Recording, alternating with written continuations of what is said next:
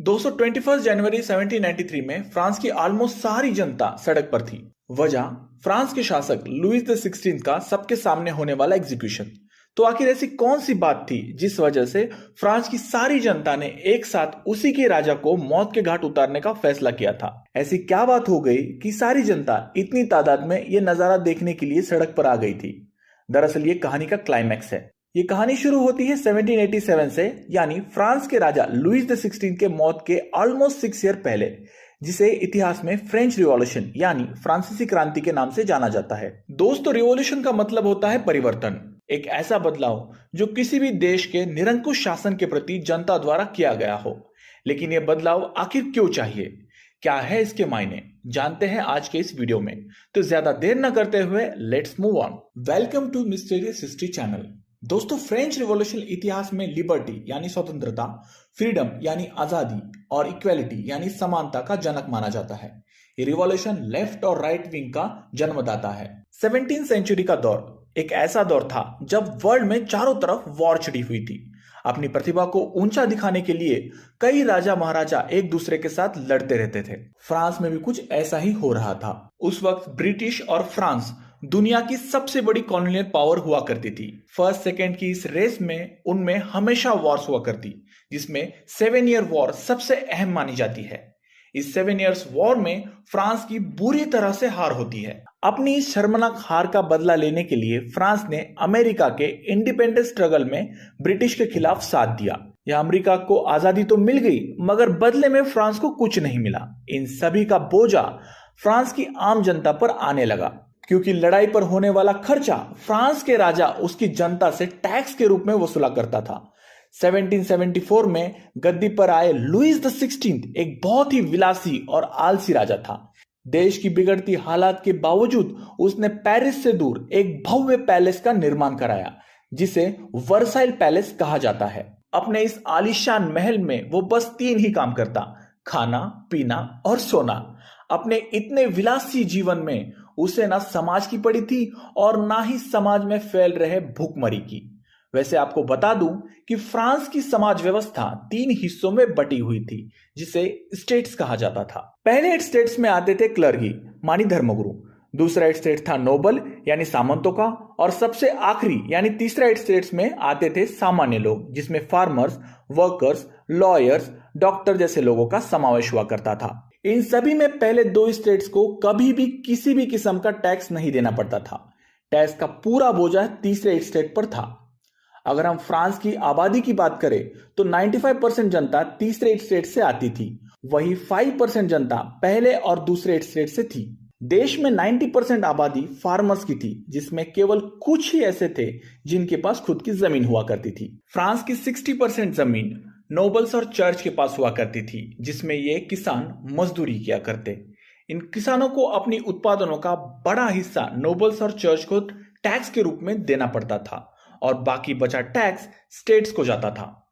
Church को दिए जाने वाले टैक्स को तिथिस और स्टेट्स को दिए जाने वाले टैक्स को टेल्स कहा जाता। इन दोनों टैक्स को भरने के बाद बाकी जो बचता था वो आम जनता का था, जो ना के बराबर हुआ करता। 1789 में फ्रांस का पॉपुलेशन रैपिडली बढ़ रहा था। बढ़ती आबादी की वजह से फूड ग्रेन्स की डिमांड भी बढ़ने लगी थी। फूड ग्रेन्स का मौजूदा प्रोडक्शन जनता की भूख मिटाने के लिए सक्षम नहीं था, लिहाजा महंगाई बढ़ने लगी। महंगाई तो बढ़ रही थी, मगर वर्कर्स का मंथली वेजेस में कोई बढ़ोतरी नहीं हो रही थी। स्थिति तब बिगड़ी जब फ्रांस में कड़ाके की सर्दी पड़ी। इस सर्दी की वजह से बहुत बड़ी मात्रा में क्रॉप फेल्यूर दिखने लगा। कंगाली में आटा गिला, एक तो महंगाई और ऊपर से फसल का भी नुकसान। बस यही से थर्ड स्टेट्स के पेशेंस का अंत होता है। लोगों द्वारा राजा और उसके एडमिनिस्ट्रेटिव डिसीजन पर सवाल उठने लगे। इसी बीच कुछ बुद्धिवादी लोगों ने भी समाज प्रबोधन का काम किया। ये कोई और लोग नहीं बल्कि थर्ड स्टेट्स के कुछ एजुकेटेड लोग थे, जिनमें लॉयर्स और कुछ एडमिनिस्ट्रेटिव ऑफिशियल्स का समावेश था। इनके मुताबिक समाज के किसी भी वर्ग को जन्म से ही विशेष अधिकार नहीं होने चाहिए, बल्कि किसी भी व्यक्ति की सामाजिक स्थिति उसकी योग्यता पर निर्भर होनी चाहिए। इन विचारों की वजह से लोगों में फ्रीडम एंड इक्वालिटी को लेकर बातें होने लगी।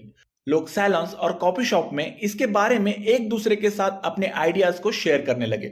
बुक्स और न्यूज़पेपर ने भी इसे स्प्रेड करने के लिए इक्वल रोल निभाया। इंटेलेक्चुअल लोगों में सबसे अहम थे जॉन लॉक, जेन जैकेस रूसो और मॉन्टेस्क्यू। जेन लॉक द्वारा लिखित टू टीजेस ऑफ गवर्नमेंट में राजा के दैवीय अधिकारों यानी डॉक्ट्रिन ऑफ लॉ का पूर्ण रूप से खंडन किया गया है। उनके मुताबिक राजा कोई भगवान द्वारा भेजा हुआ दूत नहीं बल्कि एक आम इंसान होता है जिसके निर्णय उसके विचारों का प्रतिनिधित्व करते हैं, ना कि भगवान के। रूसो ने जनता द्वारा सरकार चुनी जाने पर जोर दिया। उनका मानना था कि मुट्ठी भर लोग अपनी मन मर्जी से इतनी बड़ी जनसंख्या का प्रतिनिधित्व कैसे कर सकते हैं। उनका प्रतिनिधि केवल उनके द्वारा ही चुना जाना चाहिए। मॉन्टेस्क्यू द्वारा लिखित द स्पिरिट ऑफ लॉ में उन्होंने डिवीजन ऑफ पावर्स को प्रपोज किया है। उनके मुताबिक किसी भी देश की सत्ता लेजिस्लेटिव, एग्जीक्यूटिव एंड जुडिशरी में विभाजित होनी चाहिए। इन विचारों से फ्रांस की जनता बेहद प्रभावित हुई और फ्रांस में एक प्रबोधन युग शुरू हुआ जिसे एज ऑफ इनलाइटमेंट कहा जाता है।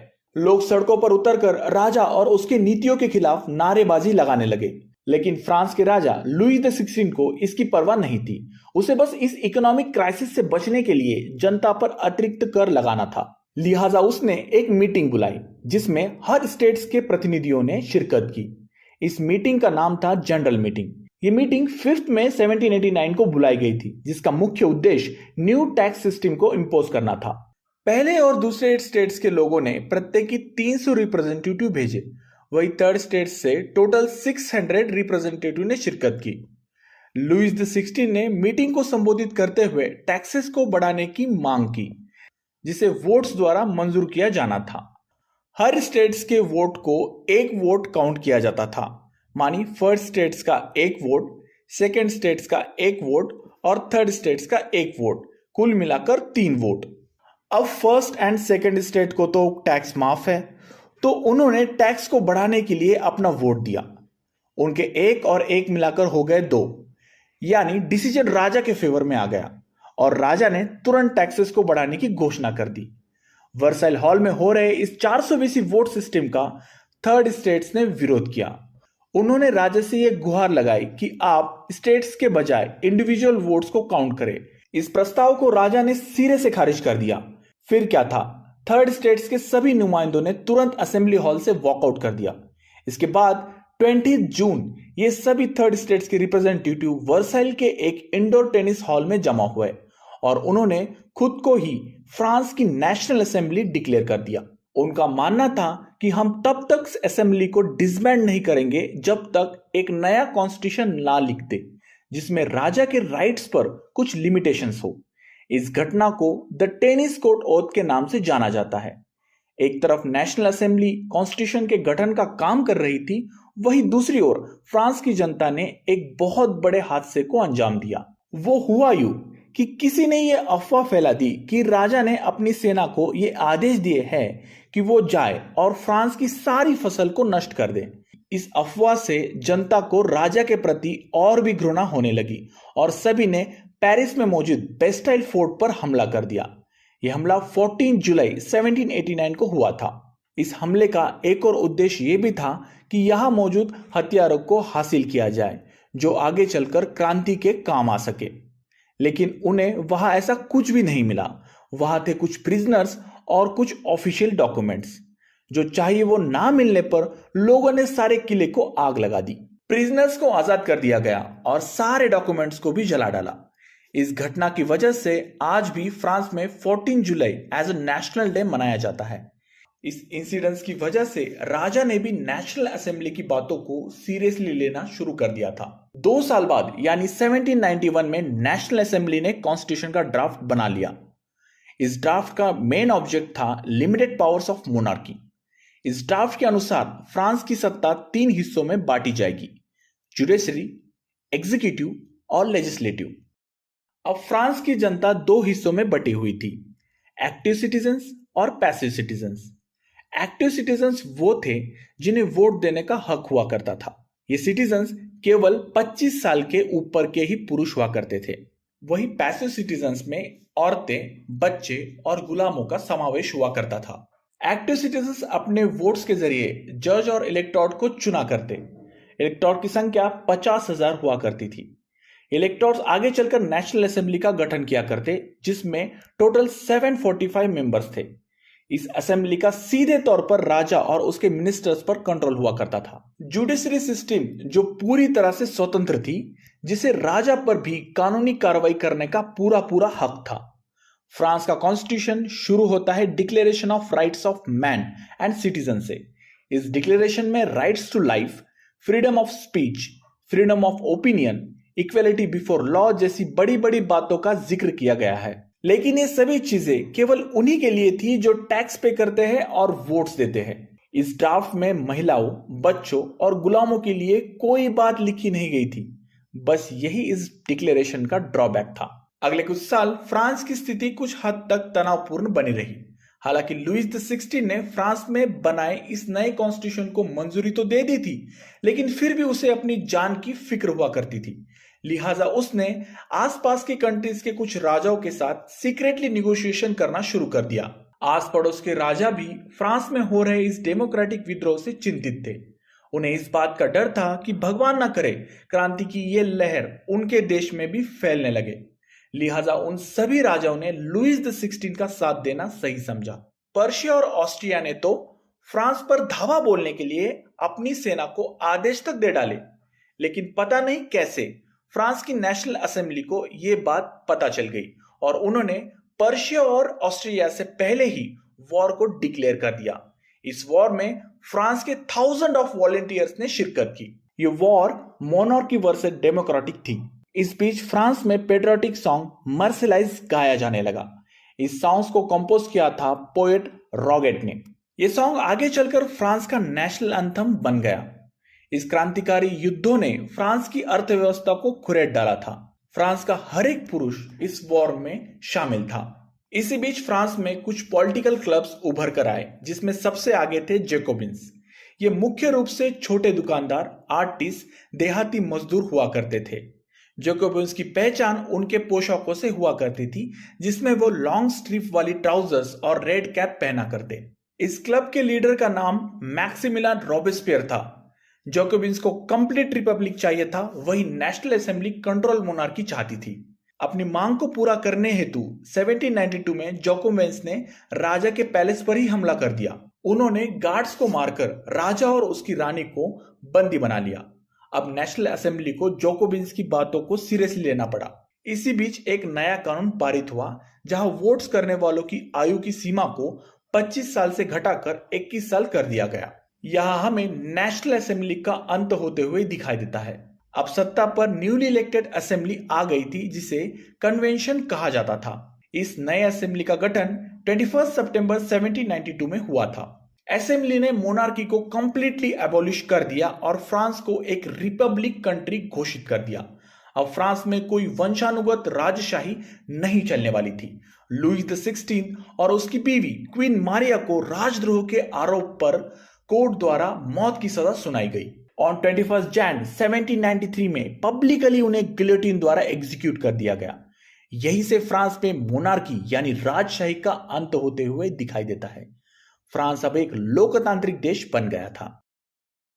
फ्रांस का आगे का सफर रीजन ऑफ टेरर के नाम से जाना जाता है। टेरर यानी आतंक। चारों तरफ जैकोबिन्स का राज चल रहा था। इस क्लब का लीडर रॉबेस्पियर डेमोक्रेसी के लिए इतना पागल हो गया था कि इसके खिलाफ बोलने वाले लोगों को वो सीधे गिलोटिन द्वारा मार डालता। केवल शक के आधार पर हजारों लोगों को उसने मौत के घाट उतार डाला। डेमोक्रेसी के खिलाफ बोलने वाला हर इंसान रॉबेस्पियर के लिए मौत की सजा का हकदार हुआ करता था। रॉबेस्पियर की गवर्नमेंट ने वेजेस और प्राइजेस पर एक निर्धारित एमआरपी सेट किया था, जिसके चलते किसानों को एक फिक्स प्राइस पर अपने अनाज को बेचने की अनुमति थी। ये प्राइजेस उनके इन्वेस्टमेंट से कई गुना कम हुआ करते थे। लिहाजा फ्रांस में गवर्नमेंट और खासकर रॉबेस्पियर के खिलाफ लोगों ने आवाज उठाना शुरू कर दिया। देश अब डेमोक्रेटिक था। लोगों में उठ रही इस आवाज को कोर्ट ने सुना और जुलाई 1794 में रॉबेस्पियर को दोषी साबित करते हुए अगले ही दिन गिलोटिन द्वारा मार डाला। जिसने डेमोक्रेसी को बचाने के लिए हजारों के खून बहाए, उसी को इसी डेमोक्रेसी ने मार डाला था। जैकोबिन्स की गवर्नमेंट का फेल होना अमीर लोगों के लिए फ्रांस पर फिर से सत्ता पाने का जरिया बन गया, जहां उन्होंने एक और नया कॉन्स्टिट्यूशन का गठन किया, जिसके मुताबिक गरीब लोगों से वोट करने का हक फिर से छीन गया।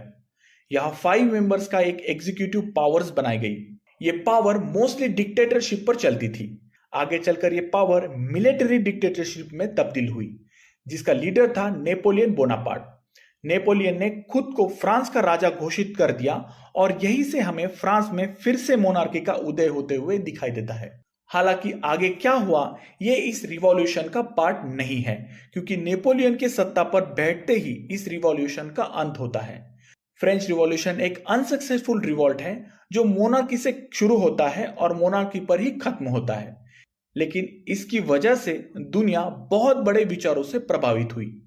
सही मायने में डेमोक्रेसी कैसी होनी चाहिए ये फ्रांस रिवॉल्यूशन में दुनिया को पता चला। हमारा इंडियन कॉन्स्टिट्यूशन भी कुछ हद तक इन्हीं विचारों की देन है। फिलहाल आपको ये वीडियो कैसा लगा कमेंट बॉक्स पे अपनी राय जरूर दे। ऐसे ही मजेदार इंटरेस्टिंग वीडियोस को देखने के लिए प्लीज चैनल को सब्सक्राइब कर बेल आइकन को दबा दे। तो समय है आपसे विदा लेने का। अगले वीडियो में जल्दी ही मिलते हैं। तब तक के लिए धन्यवाद।